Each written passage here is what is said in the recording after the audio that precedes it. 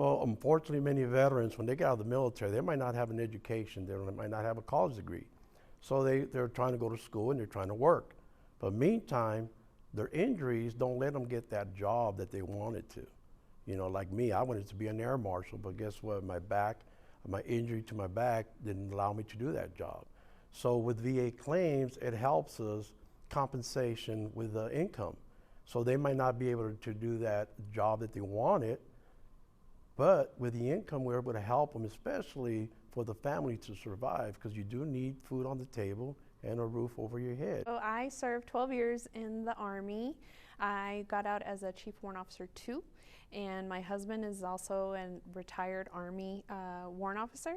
And Texas, I'm from Texas, of course, but also I'm very proud of the fact that we are the only state with a dedicated women veterans program. And what I do is I connect women veterans to the resources that the Texas Veterans Commission has, such as employment services, entrepreneurship, mental health services. And if there's anything that women veterans are looking for that the commission doesn't provide, I'll connect them to local community resources or national resources.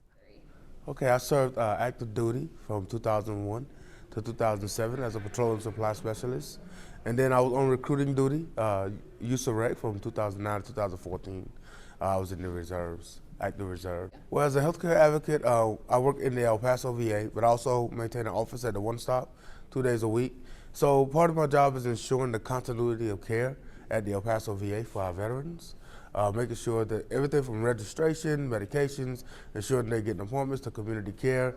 I ensure that process is made easy and that they understand it. About employment services. Now, as a veteran yourself, and you've held a couple different careers now, tell me a little bit about what it is like to transition, and then how, of course, your knowledge helps make that easier and smoother for fellow veterans. Yeah, so I struggled when I transitioned.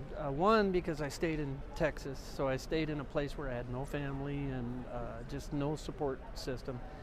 So I struggled a lot, and I had to work really hard, and I had to work jobs that maybe weren't the best.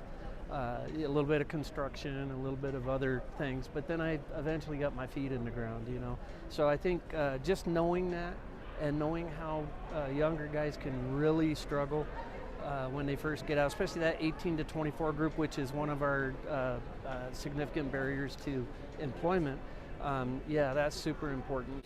When I got out of the service, the scariest thing for me was finding a job. And I found a job making a little over minimum wage.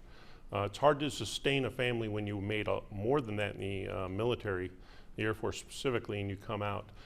My wife sat me down and said, you know what, you got this great thing called the GI Bill. Why don't you use it? And at that point, there wasn't a lot of resources, at least that I knew about, to help me navigate that whole system going through college. So it made me want to help veterans. I was actually a work study when I was going through, which I learned more about the benefits and how to use them. Especially like Hazelwood, but the VA benefits as well. So it's my goal to help veterans either broadly by making sure the places that they go, which is the main thing I do, is following all the rules they're supposed to be following, and then I get calls from veterans as well asking me questions. My service, I was in the military for 5 years in the Navy.